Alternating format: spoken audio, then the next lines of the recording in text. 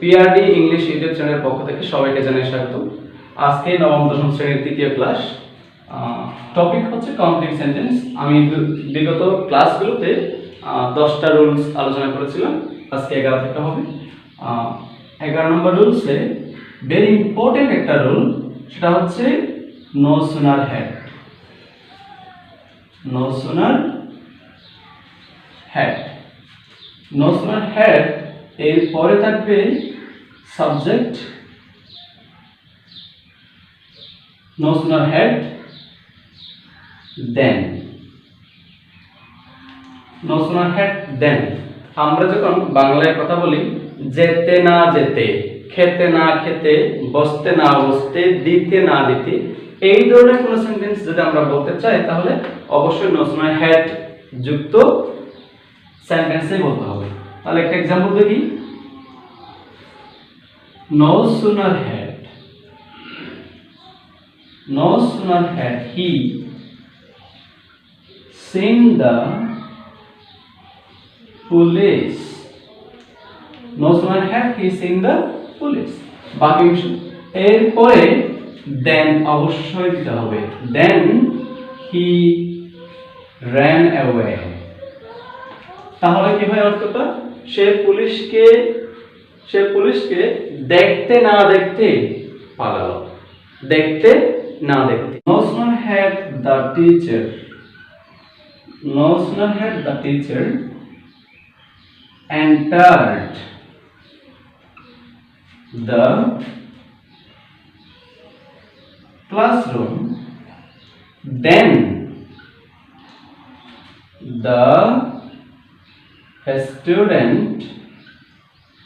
the students stood up. No sooner had যুক্ত অংশ যদি দেয়া থাকে তাহলে আমাকে অবশ্যই দেন দিয়ে পরের সেন্টেন্স লিখতে হবে। পরের সেন্টেন্সটা হবে পাস্ট টেন্সে। কোন টেন্সে? পাস্ট টেন্সে। মনে রাখতে হবে নো সুনার হেড এর পরে কি হয়? পাস্ট ইনডেফিনিট হবে। কি হবে? পাস্ট ইনডেফিনিট হবে। আর নো সুনার হেড এর পরে কি হবে? সাবজেক্ট দেওয়ার পর ভার্বের ফার্স্ট পার্টিসিপল ফর্ম হবে।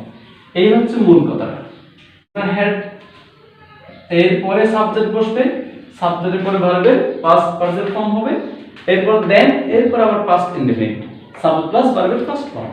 এইভাবে আমাদের স্ট্রাকচারগুলো প্র্যাকটিস করতে হবে। যদি নো সুনার হেড এর পরিবর্তে এসকাসলি হেডও থাকে, কি থাকে? scarcely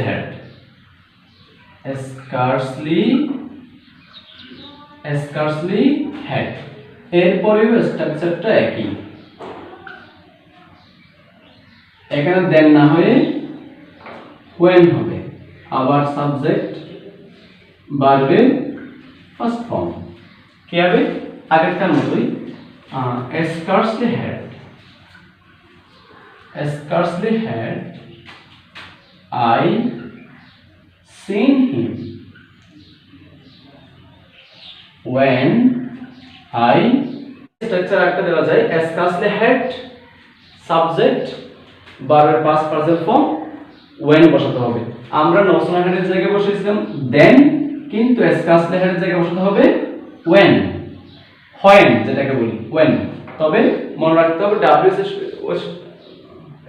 এরপর স্ট্রাকচার একই স্ট্রাকচার আছে। scarcely had সাবজেক্ট প্লাস ভার্বের পাস্ট পার্টিসিপল ফর্ম when বসবে, দেন এর পরিবর্তে আমরা নো সুনার হেড এ দেন বসাই আর scarcely had এ when বসাই। এরপর আবার একই সাবজেক্ট, এরপর ভার্বের পাস্ট ফর্ম হবে। एग्जांपल নো সুনার হেড জায়গায় scarcely had আসতে পারে। তাহলে scarcely had I seen him, আমি তাকে দেখতে না দেখতে called ডাকলাম।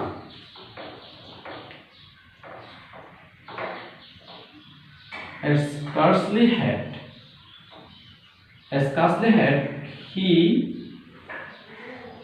come home, সে বাড়ি আসতে না আসতে when the electricity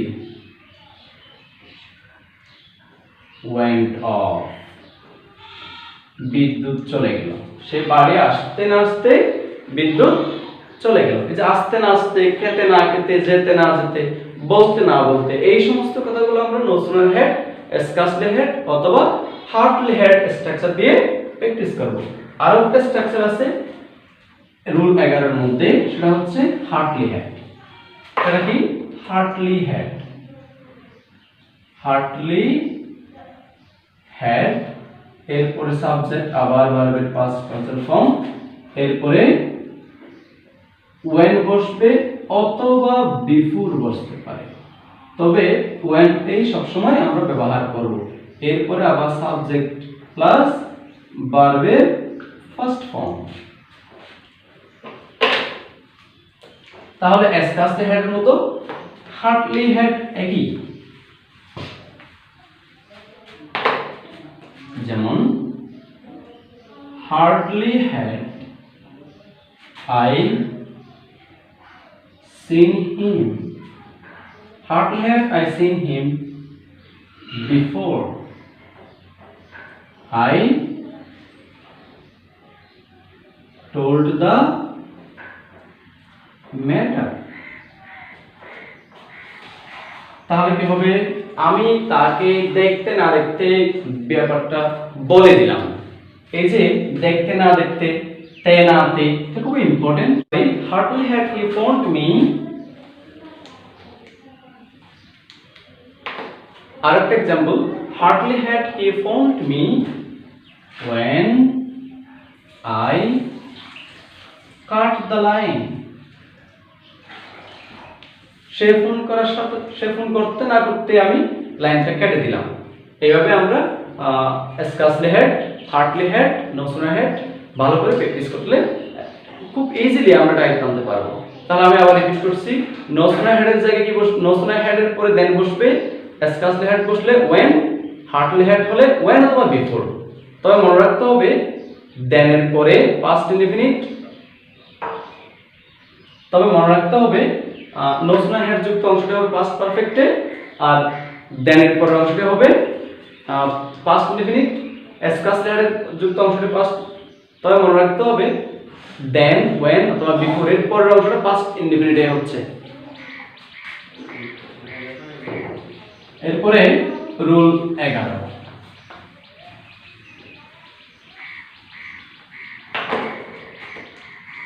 এরপরে রুল হচ্ছে রুল 12। রুল 12, রুল 12 হচ্ছে as soon as, as soon as, as soon as এই অংশটি বাক্যের শুরুতেই থাকবে। এটার অর্থটা তেমন অর্থ বলতে আমরা একটা কাজ সাথে সাথে, দুটো কাজ যদি সাথে সাথে হয়, সাথে সাথে বোঝাবে, সাথে সাথে দুটি কাজ, সাথে সাথে দুটি কাজ ঘটে থাকে, তখন আমরা নো as soon as ব্যবহার করে থাকি। আর এটাও গুরুত্বপূর্ণ বিষয়, as soon as অ্যাফার্মেটিভ সেন্টেন্সে বসে, নো সুনার হ্যাড নেগেটিভ সেন্টেন্সে বসে। তার একটা एग्जांपल দেখি, as soon as he comes here he meets me। সে যখনই এখানে আসে তখনই আমার সাথে সাক্ষাৎ করে, অথবা সে আসার সাথে সাথে আমার সাথে সাক্ষাৎ করে। as soon as দিয়ে বোঝাই সাথে সাথে, অর্থাৎ দুটি কাজ যদি একসাথে ঘটে, সাথে সাথে অর্থাৎ দুটি কাজ যদি একসাথে ঘটে থাকে একই সময়ে, তাহলে সেই ক্ষেত্রে as soon as ব্যবহার করতে হবে। তবে মনে রাখতে হবে as soon as যুক্ত অংশটি যে টেন্সে হবে পরেরটাও একই টেন্সে হবে। আমি এখানে একটা एग्जांपल দিয়েছি, as soon as he comes, he কেন হয়েছে? সাবজেক্ট তার প্লাস সিঙ্গুলার, সেজন্য মূল ভার্বের সাথে s বসছে, প্রেজেন্ট ইনডেফিনিট টেন্স। এটাও প্রেজেন্ট ইনডেফিনিট টেন্স হয়েছে, he meets me।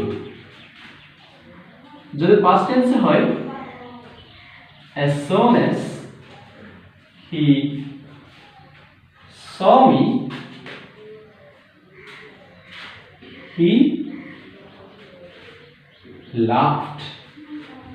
দুই নম্বর एग्जांपलটি as soon as তোমাদের পাস্ট টেন্সে আছে, he saw পাস্ট টেন্স, তাহলে এর পরেরটাও পাস্ট টেন্স হয়েছে, অর্থাৎ as soon as he saw me সে আমাকে দেখার সাথে সাথে হেসে উঠল।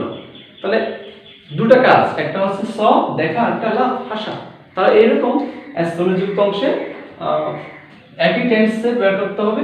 যে টেন্সে থাকবে এস যুক্ত অংশটি পরেরটা সে একই টেন্সে হবে, আর এস যুক্ত অংশটি যদি প্রেজেন্ট টেন্স হয় প্রেজেন্ট টেন্স, পাস্ট টেন্স হলে পাস্ট টেন্স।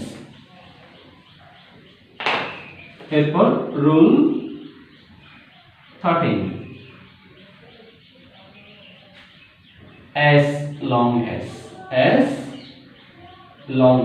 যতক্ষণ পর্যন্ত, as long as এক্সাম্পলটা একটু মনোযোগ দিয়ে শুনো। You are safe as long as you stay at home.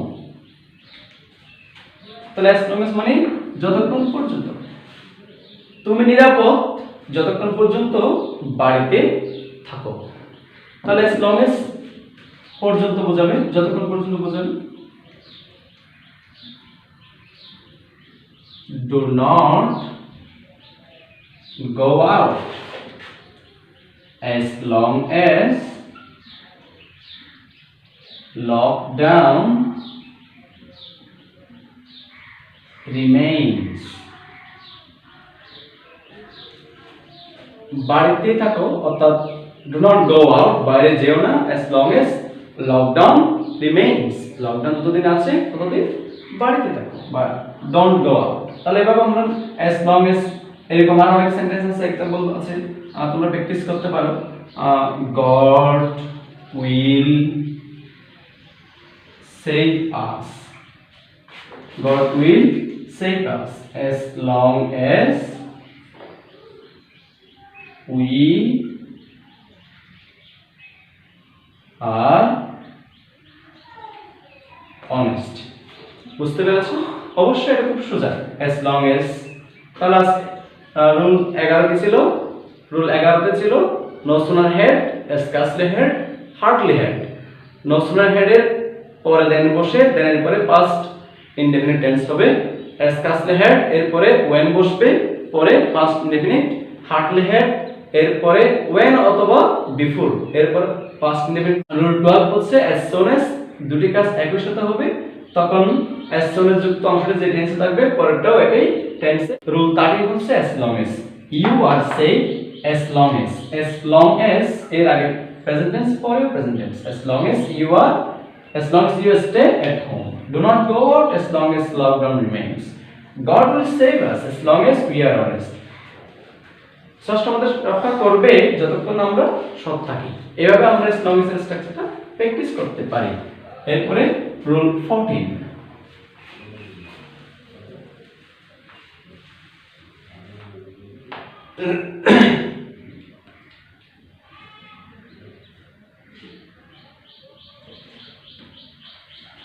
এরপরে রুল 14, এটা খুবই গুরুত্বপূর্ণ একটা স্ট্রাকচার।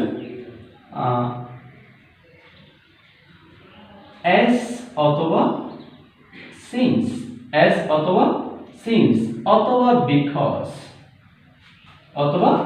because, এর অর্থ হচ্ছে কারণ বা যেহেতু, সেহেতু,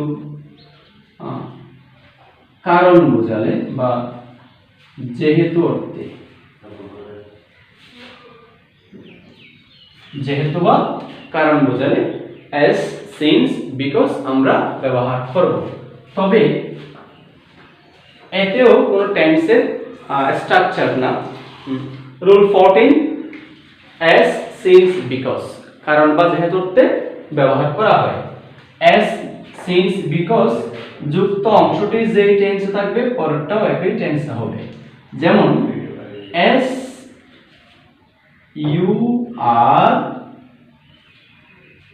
you are honest, যেহেতু তুমি সৎ, as you are honest, comma as যুক্ত অংশটি প্রেজেন্ট টেন্সে আছে এখানে, as you are honest, you are rewarded, যেহেতু তুমি সৎ তুমি পুরস্কৃত, অর্থাৎ প্রেজেন্ট টেন্সে থাকলে প্রেজেন্ট টেন্স হবে।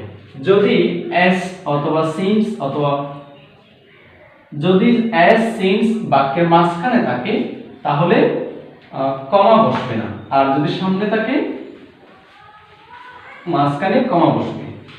এরপরে আরেকটা एग्जांपल দিচ্ছি, একটু খেয়াল করো। হি is absent from PRD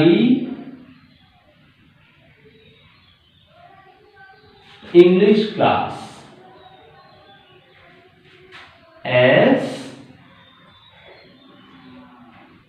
he is ill। তাহলে আমি এস টাকে মাঝখানে নিয়ে এসেছি। He is absent from PRD English class, say PRD English class থেকে অ্যাবসেন্ট আছে কারণ সে অসুস্থ। অর্থাৎ আমি সিন্স বা এস মাঝখানে দিয়েছি। এবার সিন্স একই কথা, সিন্স এস একই কথা। Since you are inattentive to your studies, you failed in the exam।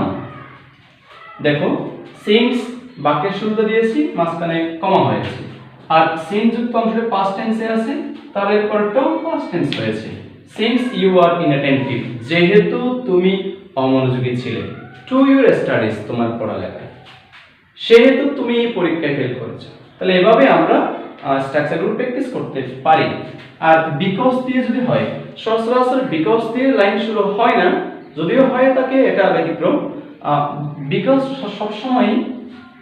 সবসময় বাক্যের মাঝখানেই থাকবে। যেমন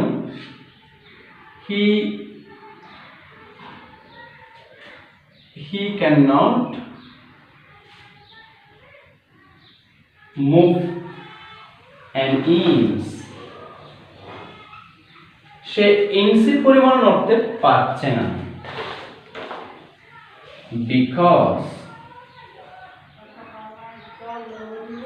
because he is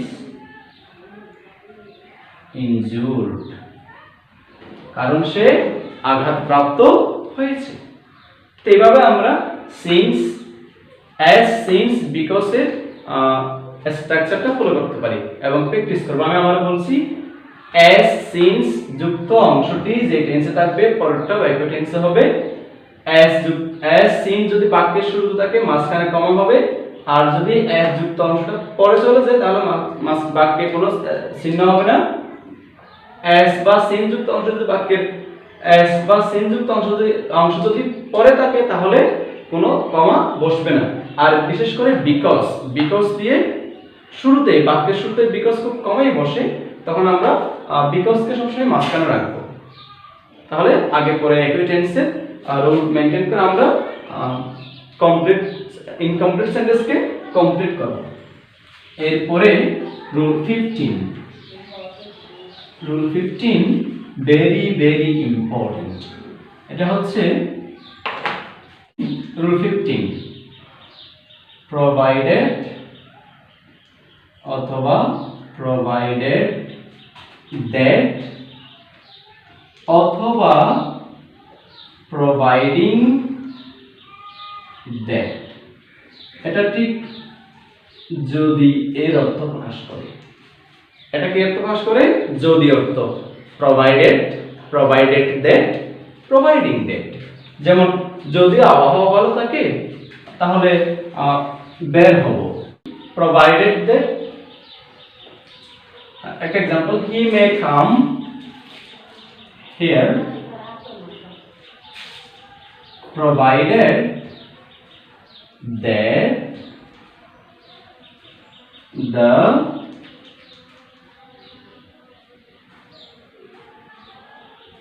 weather is, যদি আরেকটা एग्जांपल দেখতে পারি, I may help you provided বা I may help you providing that you want. আমি সাহায্য করতে পারি তোমাকে যদি তুমি চাও। অর্থাৎ এইভাবে আমরা প্রোভাইডিং দ্যাট বা প্রোভাইডেড এই কনজাংশন ব্যবহার করে কমপ্লিটিং সেন্টেন্স করতে পারি। তো এই পাঁচটা স্ট্রাকচার আজকে আলোচনা করেছি, খুব গুরুত্বপূর্ণ। তোমরা পিআর ইংলিশ ইউটিউব চ্যানেলের সাথে থাকো এবং নিত্য ক্লাসগুলো উপভোগ করো। ধন্যবাদ সবাইকে। পিআর ইংলিশ ইউটিউব চ্যানেলের পক্ষ থেকে আমি আগামীকাল আরও স্ট্রাকচার আলোচনা করব। পিআর ইংলিশ ইউটিউব চ্যানেলকে সবার আগে সাবস্ক্রাইব করার জন্য, যাতে সবার আগে ক্লাসটি তোমরা পেয়ে যাও।